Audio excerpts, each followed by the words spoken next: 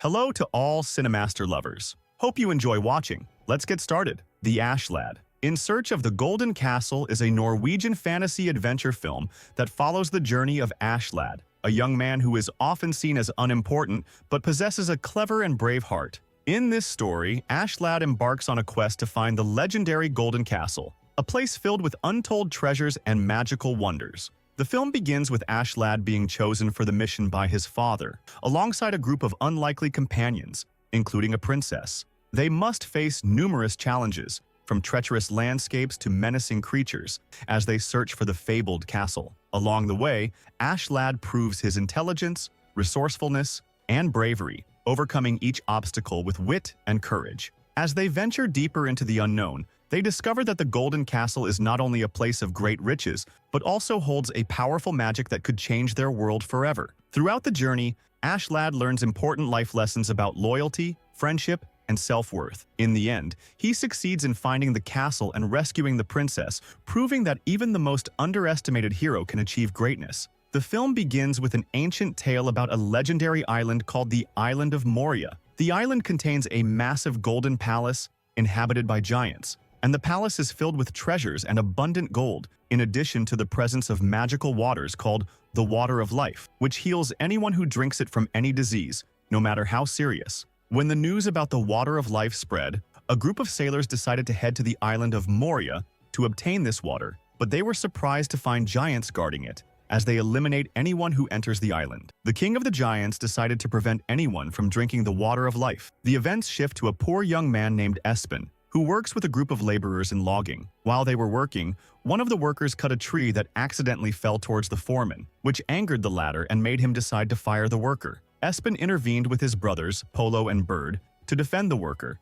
and they asked the boss to reconsider his decision, but he refused and fired them all, claiming he didn't want any interference in his work. Espen and his siblings returned home and told their father what had happened. Suddenly, a carriage from the royal palace arrives, and the driver tells them that the princess has invited them to her birthday party, as she considers Espen a friend because he saved her earlier. Espen was delighted and invited his siblings to go with him to the palace to attend the party. During the party, it becomes clear that Espen loves the princess, but he is afraid to confess his love to her because he is a poor young man. At the same time, his brothers went to the buffet to look for food. A woman spoke to Bird and offered him a dance, but he refused, claiming he was hungry and wanted to eat. Meanwhile, a waiter named Jack approached Polo and asked him to serve the drinks to the king and queen instead of him, claiming he had to leave immediately for an emergency. Polo agreed and served the drinks, but as soon as the king and queen drank from the beverages, they fell to the ground unconscious. The princess was shocked and rushed to check on her parents, but she found them completely unconscious. The king's advisor told her that the drinks were poisoned and accused Polo of putting the poison in them, as he was the one who served them. The princess was convinced by his words and ordered the guards to arrest Polo. Polo couldn't defend himself, and when the doctor examined the king and queen, he discovered that they had consumed a very potent poison with no cure, and that they would die within a week. Then Espen spoke to the princess and suggested that she go to the Golden Palace on the island of Moria to obtain the Water of Life, telling her that this water cures any disease. But the problem is that the island is mythical, and no one has returned from it alive. The princess decided to head to the island to rescue her parents, as she had no other choice. Espen insisted on accompanying her to prove his brother's innocence and free them from prison. Their journey began, and the princess took a group of soldiers to help her. At the same time, the bartender Jack went to the tavern to meet with the gang and told them that the princess was going to the Golden Palace to get the Water of Life. It turns out that Jack was the one who poisoned the king and queen at the gang's order to get rid of them and seize the kingdom. When Jack asked the gang leader for money,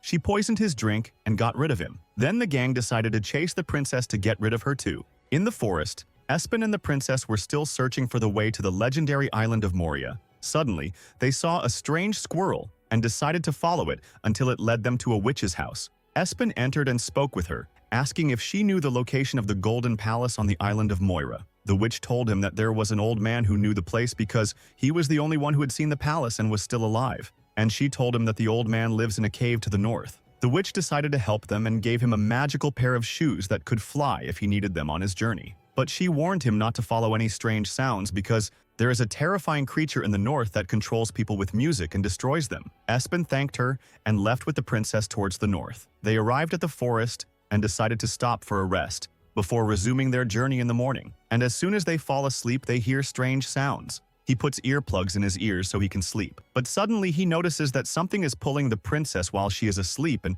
making her walk against her will towards the source of the strange sound. Espen watches her and follows her cautiously, discovering that the sound is controlling her. And because Espen had put earplugs in his ears, he was not affected by those sounds, and he continued to follow the princess until he reached a cave. Inside the cave, he finds a strange creature playing magical melodies on a violin. As soon as the creature stops playing, the princess returns to her normal self. The creature tells them that it will take their souls because they entered its cave without permission. He challenges the fattest of the group to a music contest. If the fattest wins, they will be allowed to leave. The creature agrees and begins to play the violin. Espen plays a magnificent piece, so beautiful that the creature itself is moved by the melody and faints. He takes the magical violin and leaves the cave with the princess. They arrive at the house of an old man, known to be the only one who knows the location of the Golden Palace. The old man sits outside his house, and Espen and the princess ask him about the palace. The old man tells them that his grandfather is the only one who knows the way and invites them to come in and meet him. They are surprised that the grandfather is a very small creature. The grandfather tells them that he went to the Golden Palace 100 years ago but forgot the way. He gives them a book containing a map that leads them to the legendary island of Moria, and he also gives them magical salt they can drink if they are exposed to toxic gases. He takes the map and learns the route. And when they leave the house, the gang surprises them and captures them. The gang leader confesses that she was the one who poisoned the king and queen, and reveals that the king's advisor helped her and planned everything with the aim of becoming the queen and taking control of the kingdom. At that moment, the princess realizes that her brother is innocent. While the gang leader is talking, the princess seizes the opportunity and steals a knife from the table without anyone noticing. When night falls, the princess uses the knife to cut the rope binding Espen, and they try to escape. But unfortunately for them, the gang discovers their plan and corners them. Then, the princess takes out the magical violin and asks Espen to plug his ears. The princess plays the violin, causing the gang members to be affected by the magic, lose their consciousness, and dance against their will. The princess and the fat one take advantage of the situation and escape until they reach the sea. There, they buy a boat from a fisherman and head to the island of Moria, where the Golden Palace is located. After they sail the boat through the sea filled with thick fog, a huge monster suddenly appears and flips the boat upside down. Espen and the princess lose consciousness, and when he wakes up, he finds himself on the island of Moria, but he is surprised to find the princess missing. Espen is forced to continue his journey alone, wandering the island until he discovers the location of the Golden Palace. Espen quickly enters the palace and finds a massive skeleton of the ancient giant king, holding a large stone. Espen decides to take the stone, believing it to be a precious gem. While exploring, he notices a secret underground passage. He enters the corridor cautiously, but suddenly he is exposed to a toxic gas that makes him choke. He remembers the magical salt that the old man gave him, drinks it immediately, and becomes immune to the gas. He continues on his path until he reaches a room containing the magical water of life. But he is surprised to see the gang leader and her followers enter the room with the princess, as they had been watching him from the beginning, and took the princess when he arrived on the island. The gang leader rushes to drink from the water of life, but suddenly a three-headed giant appears, attacks her, and throws her out of the room, guarding the water from anyone getting close.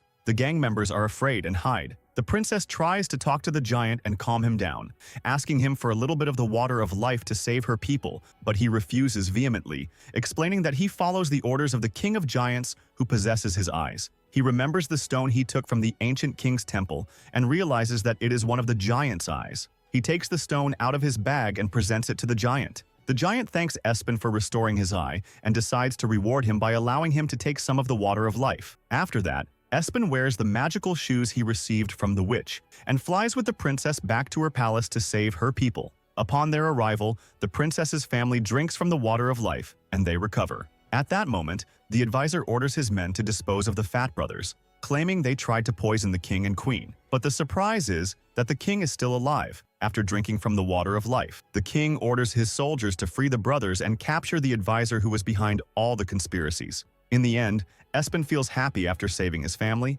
and he gifts the princess a necklace as a symbol of his love for her. He confesses his love to the princess, and they decide to marry to live happily ever after. If you liked the video, subscribe to the channel and activate the notification button to get more new videos.